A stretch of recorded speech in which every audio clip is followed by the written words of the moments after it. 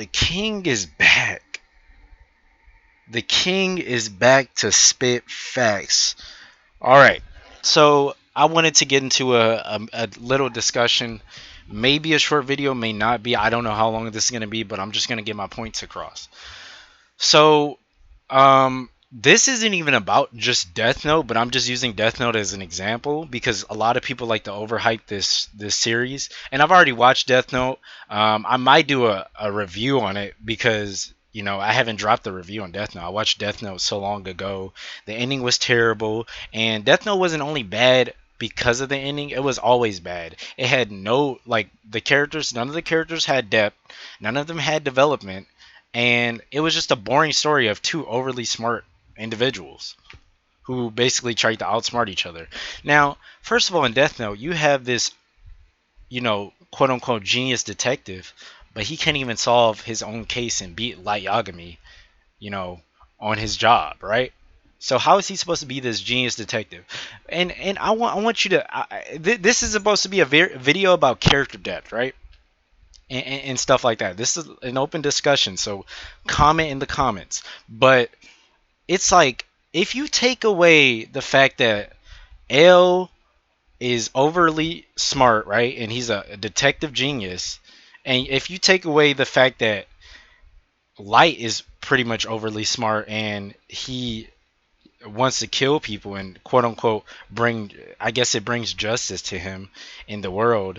If you take that away from these characters, what depth do they hold? How are they interesting? And this is a question that I asked a certain person. I was like, what are their internal conflicts? What are their external conflicts besides wanting to, I guess, battle the minds? Because if you really think about it, first of all, this is bad writing, the way Death Note portrays it. But second of all Death Note is a battle between the minds instead of it being Goku versus Jiren or Goku versus Frieza. Instead of it being physical and punching, it's just a battle of the minds. It's just super shonen. It's not smart because they're not using their fists. That does not make a show smart. That does not make it intellectual. And that does not mean that the plot is good. That has nothing to do with the plot, first of all. Just because they're using their minds and not their fists. And second, it's like, okay, well, see, and this is an example, right? Why is Light Yagami overly smart? Why isn't any other high schooler overly smart? Why are they as smart as Light Yagami? The main character has to be overly smart because he's the main character. He has to get all the power ups. He has to get the Death Note to kill people, of course, right? But it's like, okay, I gave an example to the person I was discussing this with. I was like, well, a sense of realism in terms of storytelling is like Monster, where the reason why Johan is the way he is because his mother, he has internal and external conflict with his mother and the way he was raised in Kinderheim, right? 5'11", right?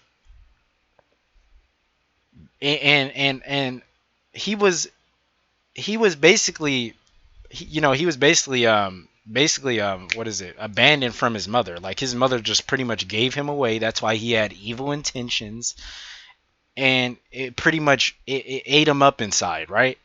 Light just wants to kill people because he thinks it brings justice. That's it. And he's overly smart, of course, because plot convenience, because the main character has to, like I said, making Light Yagami basically the most smartest character in the show, and to obtain the Death Note and pretty much have God's will of killing people, to kill people at God's will, is the same. It's basically a synonym to Goku being broken in Dragon Ball Z. It's no different. It's literally no different. Just because one character is supposed to be quote unquote smart and he's edgy doesn't mean that it makes him a good character. Doesn't mean it makes him a well-written character. I just debunked that. Like I said, Light Yagami being smart and And having a Death Note does not mean that he's a good character. It's basically the same as Goku being overly powered in terms of physical strength. It's the same thing. And I'm not saying Goku is a bad character. I'm just saying he's neutral. I don't care about Goku, right? The same I don't care about Light Yagami. He doesn't have depth at all. At least Goku has more depth. Like I'll say that Goku, when he was raised from Dragon Ball and up until Dragon Ball Z, he actually had more depth. Light Yagami just is there. He just wants to kill people, and he has a Death Note, and he's overly smart. But like I said, that brings me back to the question: well, why can't any other high schooler be overly smart? Johan was, like I said, when he went to Kinderheim, and you should watch Monster. I don't want to spoil you. Spoiler alert. So if you're still watching the spoiler alert, if you haven't watched Monster, but Johan was pretty much raised in Kinderheim to do all these evil battle tactics and just do a bunch of he almost does like mafia shit, right? Light just does this on the regular because why not just make the main character overpowered? And it's just like it just doesn't make sense. It wasn't ever explained, like, why is he this smart? Why can he do all these things? Why did Ryuk come to him specifically? Why didn't Ryuk go to anybody else? What did he see in Light? Well, I'll tell you what he saw in Light. It's because Light was the main character, first of all, and the author couldn't think of anything else. And the author also made Light the smartest character. That's why Ryuk went to him. But yeah, so so like I said, just because it's a battle of the minds and not two people punching each other does not make it smart, and it doesn't make it tactical. There was no tactics used. It was just complete plot holes when it came to, and a lot of the Death Note fans will agree on this. They'll say that the Death Note ending ruined the show, right? Even though, like I said, it didn't ruin the show. The show was always bad, but there was no tactics used when Light Yagami killed L. He just beat him because he was smarter. Simple. That's like the same thing as Goku becoming a Super Saiyan and beating Frieza because he was just stronger. But people people will overhype it and say, "Oh, it's so plot oriented, quote unquote," but it's literally just fights, but mental. That's all it is. And they'll say, "Oh, it's so smart, it's so intellectual because they're using their brains and not their fists." Well, like I said, it's just them using their brains and not their fists. They're still overpowered characters in the sense that they're smart. And let's not even talk about just Light's mental capacity. His physical capacity, the way he can just write a person's name in a fucking book and get rid of them like that, like like that, like in a snap of a finger, he's physically strong too. If you want to be technical, right? If you actually want to be technical.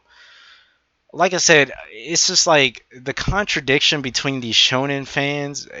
They'll say, "Oh, well, something." They'll say, "Oh, Dragon Ball Z," and I love Dragon Ball Z. They'll say, "Oh, Dragon Ball Z is such a bad show, but Death Note is such a good show." Why? It's literally just Dragon Ball. Like, and this is another thing. They'll say Bleach is better than Dragon Ball Z, but Bleach is literally just Dragon Ball Z with swords. Death Note is just Dragon Ball Z but mental instead of physical. So what? And this is what I'll tell you in a bit. But it's like, what makes Death Note so good but Dragon Ball Z so bad? What makes Bleach so good but Dragon Ball Z so bad? And I'm just using this as an example. I'm using Dragon Ball as an example, but I'll tell you what. It's because it's edgy. If it's edgy and it seems like, oh, this dude is cold and he's super dark and he kills people and he's serious. If it's edgy, it's going to draw in the viewers more. It's going to draw in all the edge lords. If like I said, Bleach is literally just Dragon Ball with swords, but it's more edgy. So people think it's smarter and they think it's more tactical when it's literally just Ichigo getting a bunch of Bankais and a Quincy and make him a Hollow and make him this and that.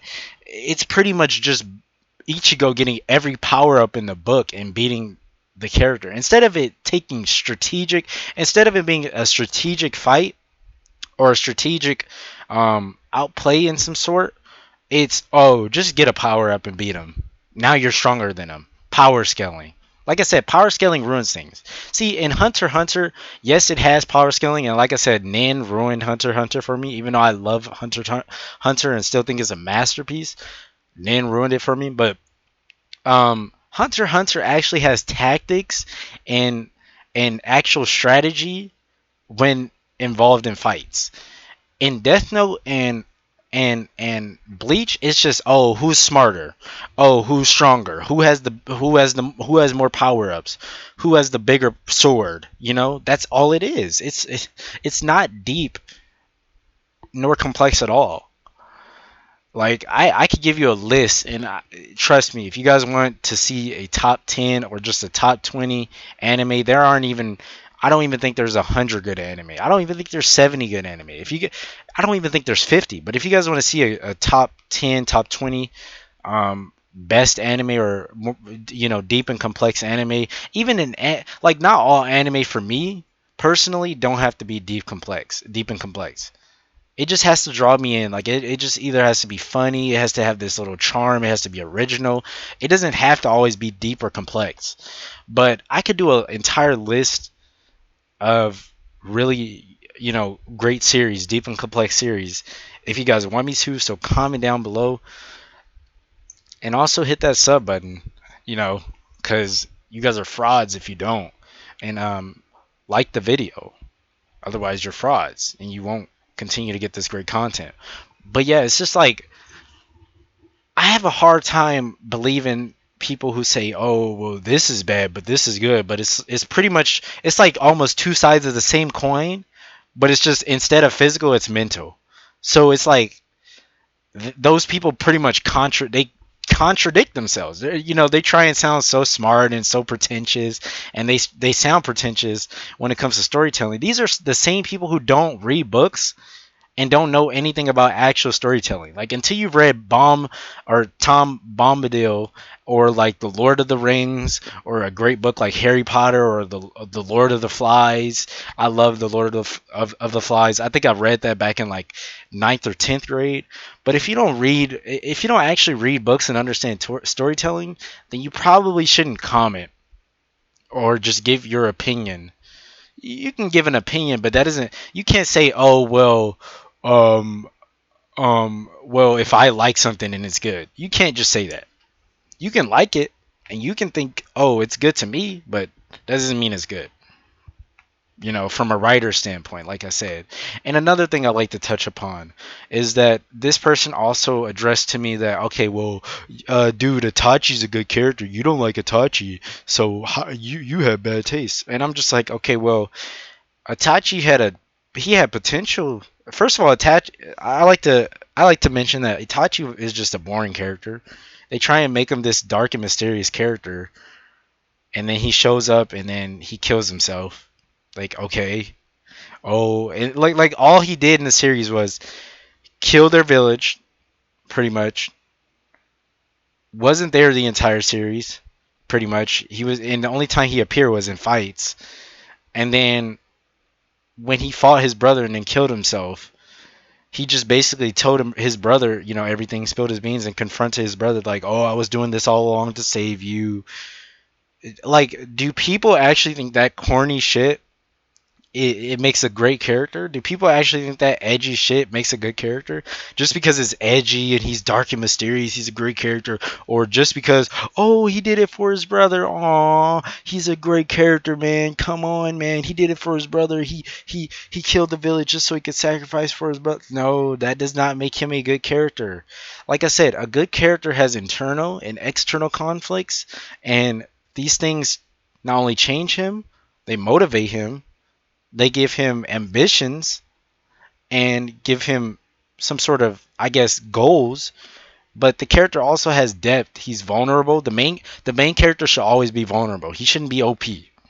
He should be vulnerable, like Tenma from Monster. Vulnerable character. He learns. He learns from his mistakes. He also learns from other people's mistakes. He deals with, like I said, external and internal conflicts. And, you know, Tenma, he there's certain levels of depth to him. Like, okay, there's his wife who is trying to basically put him in jail, his ex-wife.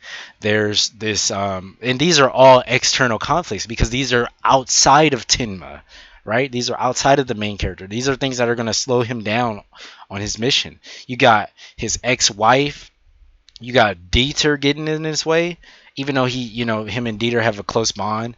He doesn't want Dieter to, he doesn't want anything to happen to Dieter, Dieter. He doesn't want anything happening to him. What else? You got, what is his name? Fucking, I think it starts with a J or something, if I can remember. He's a detective, and he's after Tenma. Lunge, Detective Lunge, right? You got Detective Lunge getting in his way. That's external conflict. And then you have internal conflict, which is basically, it has, I mean, you could say this is external conflict as well, but internal conflict, that actually Tenma actually prioritizes is he wants to kill Johan. He wants to protect the people around him. He wants to make sure that every operation he does is successful. You got Anna, or Anna Liebert, right? You got, Johan's sister, which he also doesn't, want anything to happen, to her. You got Grimmer. Grimmer's a great character. He's there for Tenma, and I don't want to get too much in detail or spoil you guys, but a character isn't just good because, oh well, I like him, oh he's edgy and he seems cool and he uses his mind and he's dark and mysterious. That doesn't make a good character. A good character is a well-written character. A good character isn't just, oh he's edgy. A good character is a well-written character. Now there are exceptions to the rules, or there are exceptions to the rule where, okay, a character might not have like a billion layers of depth to them, but they're still fairly a good character, like side characters, like some side characters, right? But I'll talk about a main character in this kind of situation. So a main character that I like, one of my favorite characters from Hellsing is, and I'm giving examples so you guys can't say, oh well, what do you like, man? Come on, man, what do you like? Because you like to shit on this, but you don't like to talk about what you like. Well, I'm talking about what I like. One of my favorite characters from Hellsing is Sir Integra, Sir Hellsing, Integral Hellsing, Iron Maiden, Beautiful Fraulein, Fairbrook, Wingate's Hellsing. That's a fucking mouthful, but she's one of my favorite characters. She's not like, she does have depth to her and she does have layers. Like, okay, she's the head of Helsing. She um you know, she was the one to release Alucard after her father's death. She was the one that was betrayed by Walter, cuz everything, if you think about it, you know what, now that I think about it, the most, like, the character that probably had the most depth in Helsing, I guess you want to call it by technicality, not even by technicality, but the character that had the most depth in Hellsing probably was Miss Hellsing herself, Integra, because everything comes back to her. She is the head of Hellsing, so everything that happens to her, like internal and external conflict with people raiding her mansion and pretty much killing all her people and her soldiers, that all comes back to her. That all gives her much more depth because once her soldiers died, and if you haven't watched Hellsing, I'm sorry, but spoilers. Once her soldiers die, she has to replace them. So everything comes back to Miss Hellsing herself. She actually has depth. She might not have as much depth as Johan, but she actually has some depth, right? Like I said, and this is just an example that I'm using. A good character isn't just made because, oh, I like them, my feelings, I'm attached to that character because I can relate. Oh, because they're edgy. No, come on, you guys are men. Think with logic. Maybe not women, and I might get fucking striked for this. or just my video might get taken down. But I mean, this is just a fact, a known fact. Study it in biology, but women think more with their feelings. Men think logically. So come on, we're men, right? Think logically. A character shouldn't have like okay, you can like a character because okay, they resonate with you, my feelings, but that doesn't automatically mean they're a good character. That's what I'm trying to say. That doesn't automatically mean they're a well-written character. I like some characters myself that because of let's say emotional attachment like such as nostalgia, right? Like Gara. Gara is my favorite character in Naruto Part 1. In regular Naruto, in Naruto Part 1, Gara was my favorite character. I strictly like Gara because he's edgy, he's a badass, and he did not give a fuck. That's why I like Gara. I'm not afraid to admit it though. I'm not gonna say, "Oh, Gara was." I'm not. See. This is the difference between me. When I talk to these people about their favorite characters that don't really have that much depth to them, I'm not afraid to admit that okay, the character that I like from their series or the character that I like from my series doesn't have that much depth, but they're afraid to say, "Oh, well, the character that I like." They try and change it up and say, "Oh, well, he's this dark and mysterious." They try and just pretty much make excuses for the character, and it's just like it's not that deep. And then they try and sound so smart and say, "Oh, I watch anime before because of the plot." Well, it's not the plot doesn't isn't what make an anime good. It's the direction of the story, the conflict, the characters, how the characters develop, how they change. You know, they're character-driven stories, like Berserk, but it has an amazing story to tell. You know, uh, and there's much more deeper things that go into making a story good besides writing. You have great foreshadowing. And yes, a story can have good foreshadowing, but that doesn't make a story good. It can have poor writing, which is the most important part about the story. Like I said in my Steins Gate video, if a story has poor writing but a cool concept, that doesn't make it good automatically. That doesn't make it good. People like to jump to the bandwagon, jump to the conclusion that oh, this story is good um, because of the concept, or Attack on Titan is good because it's dystopian, quote unquote. Even though we know the word of Attack on Titan is not dystopian at all. And if you don't know what dystopian means, then look it up. But I'll give you a brief conclusion on what dystopian means. Dystopian is basically like people who are pretty much it's like a government that sets their people up for failure pretty much. That's all I'll say.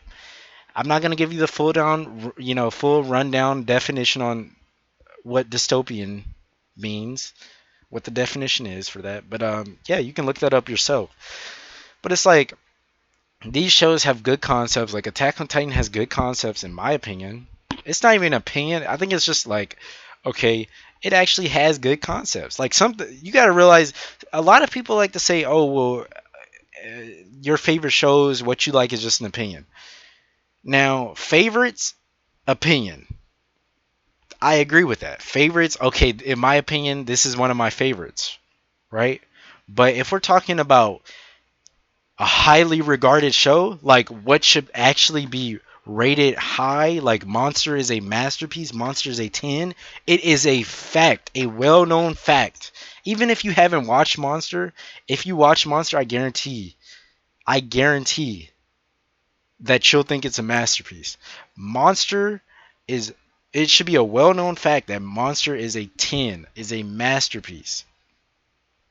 It's just well known. You can't say, "Oh, in my opinion," I feel like at a certain point, it's just like, okay,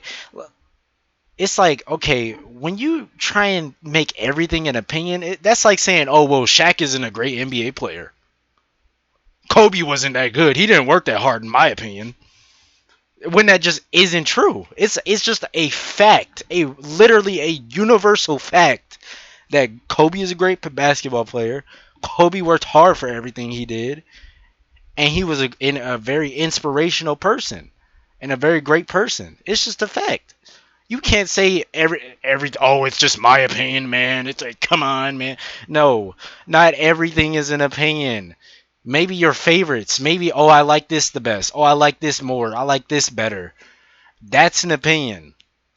But when it comes to what should actually be at the top and what has see I'm gonna make this synonymous. So basketball players that have the most results, the most rings, the most stats are at the top, right? We're gonna say the best written shows, the best written series, the best written manga, the best written books should be at the top. Simple fact, not an opinion. Not an opinion. It's not your opinion. It's not you, the audience opinion that the author wrote a good book. It's not your opinion that the author illustrated this book in a masterfully, way. It's not your opinion. It's a well-known fact. Now you can say in your opinion you don't like the characters, you don't like where the story's going, you know. You can say in your opinion, because Berserk has a bunch of rated R content, you don't like that content, but that doesn't mean that in it was it basically was that doesn't mean that Berserk handled it in a bad way. It handled it in a well written way. Now there are some diehard Berserk fans and like I think in their 40s that I've listened to in their videos because I haven't read Berserk. I've only watched the anime, but there are some diehard Berserk fans that are in their 40s, 50s that I've watched videos on, I've watched podcasts on that have said that Berserk has fell off and became pretty much a hentai or whatever. But that's besides the point. The point is, not everything is an opinion, not everything is a fact, right? But we have to stop thinking with people need to stop thinking with their emotions, especially when it comes to critically analyzing a series because when you're analyzing a series, you're supposed to use logic coming into the series. When I watch something the first time, I'm using logic, right? I'm using logic. I'm not just blindly watching, or you're on a blind watch, but you're not just mentally dumbing yourself down while you're watching it. You're actually trying to find, okay, what's going on? Oh, did they retcon this, or did they do this wrong? They maybe the author could have did this in a better way. Criticism is not bad. When Kobe's coach tells him, "Yo, hey man, you need to get these shots up." He's not doing anything wrong to Kobe. He's just saying, "Hey man, I want you to get better. Do this instead." That's all he's saying. So, like I was saying, in a series, you know, it's not bad to criticize a series. It's not bad to it's bad to turn your brain off. Now, maybe okay, if the series not only has rewatchability after you've pretty much blindly watched it and you've went into the series thinking, okay, well, I'm gonna analyze the series and try and keep up with it as best as I can. After you've done that, I feel like you can watch it casually the second time. But the only way you can watch it casually is if the series has rewatchability. Like I said in my last video, Steins Gate doesn't have any rewatchability. Once you watch it once, you not only do you like okay, yes, you know what's going on for every show once you watch it once, but there are some stories where you can watch it many times and it changes your perspective every time. And I'm not saying that makes it good, but I'm saying that okay, once you know everything that happens in Steins Gate, it's just like the show is boring. I can watch Dragon Ball Z every year, once a year, know everything that happened in the show, and it's never boring. That's the difference between Steins Gate and Dragon Ball. That's the difference between Death Note and Monster. That's the difference between Berserk and Attack on Titan. I can rewatch Berserk.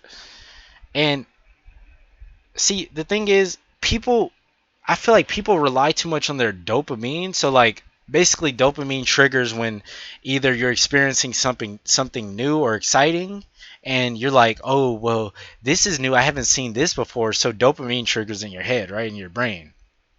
and they're like, "Oh, well, I haven't seen this before," and then they'll only watch something once, or if it's like if it just came out, they'll rewatch it a bunch of times, and the dopamine keeps triggering, but they'll never rewatch it with the intent of, going in and thinking logically and critically analyzing the series. They'll just go in casually and just keep rewatching it because the dopamine triggers, and they're basically excited to see that same, let's say, that same scene, like when Rainer spilled his beans to fucking Aaron.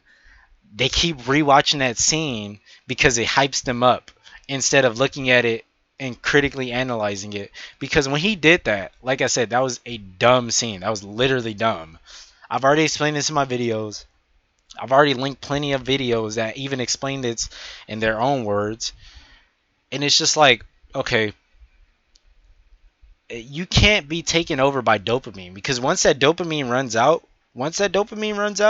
excitement for the show runs out, maybe a few months, a few years later down the line, nobody will be talking about that show. Nobody will care about it because the excitement died down. It's just like popularity and hyping up, new stuff. The excitement dies down. Nobody cares about it. And those people, those same people that either watched it once and had that dopamine thrill, or watched it a bunch of times when it was still popular, and it just, like I said, it just came out the day of, when they watched it a bunch of times, they're just they're not gonna rewatch it ever again a few years down the line. They're not gonna watch it.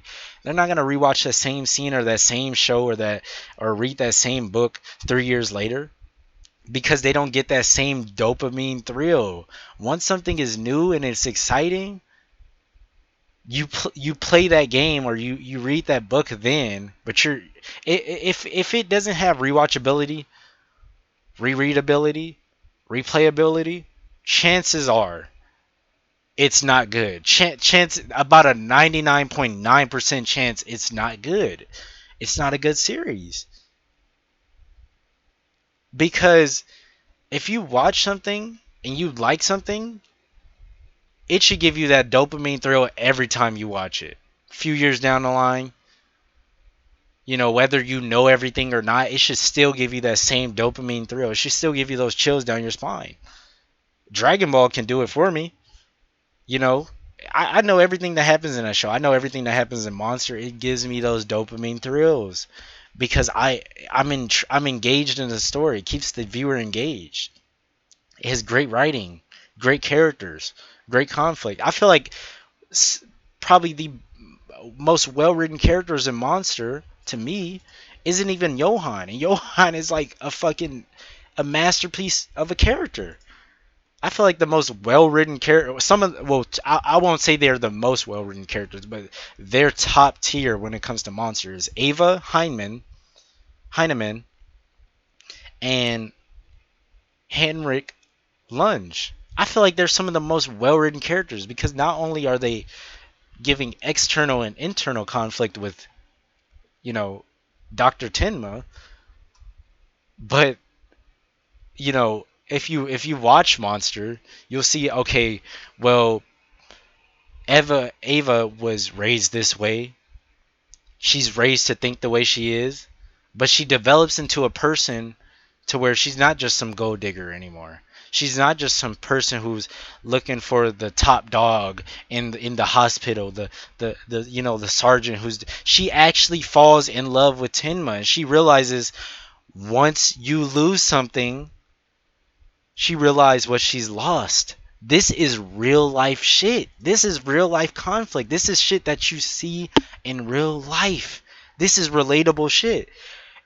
And you can't tell me that you have at least everybody one time on this planet has not realized they lost something until they lost it.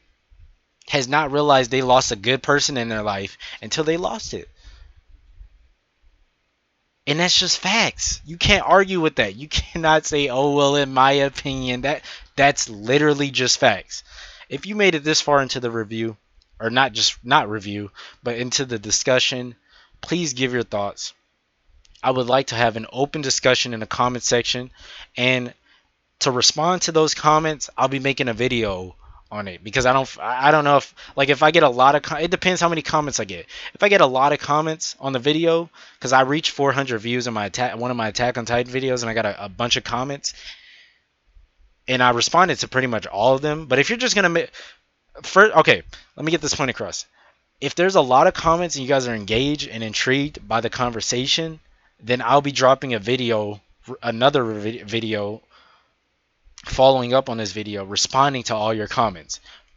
And also, if you're just gonna drop a dumb comment and say, "Oh, you're what you said was stupid," you're either not going to get read, like your comment's just gonna be ignored by everyone, literally, or B, I'm going to delete your comment. I don't have time for your bullshit.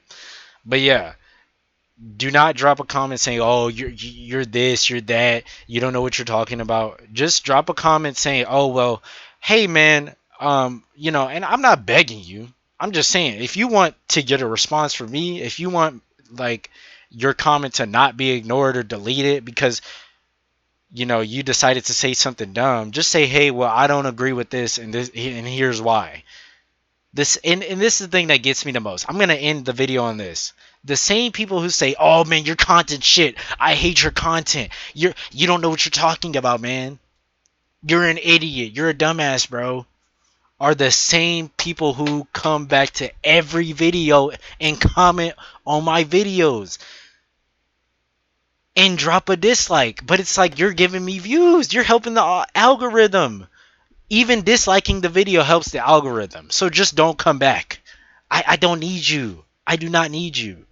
It kills me the most that the people who say that they don't like your content are the same people who will come back to all your videos. I mean, come. Does that make sense? It's like that's like saying, "Oh man, I just broke up with this chick. She cheated on me. I don't want to have anything to do with her." And then you're texting her the next day. No, bro. If she cheated on you, it's over. That's that. Man, you know, you better go handle her friends or go get yourself involved with other women. It should be that's that. Or if she still wanna mess with you and she's messaging you and she's saying sorry, just use her for her body. That's all you gotta do. You know, use her for her belongings, use her for anything, and don't get back with her. But like I said, if you want to say something dumb, your comment's just gonna get deleted. If you have everything bad to say, if you don't like my channel, then don't come back. Simple. I'm going to end it on that. I hope we have a great discussion. I know this is a long video, but usually for some reason these longer videos get more views and they get more likes. So maybe I'll keep doing these. And they also bring in more discussion. So definitely comment on this video, like or dislike this video. I don't give a fuck. You're giving me views, but just comment on the video if you want to have a discussion. Tell me what you agree and what you disagree with, and later.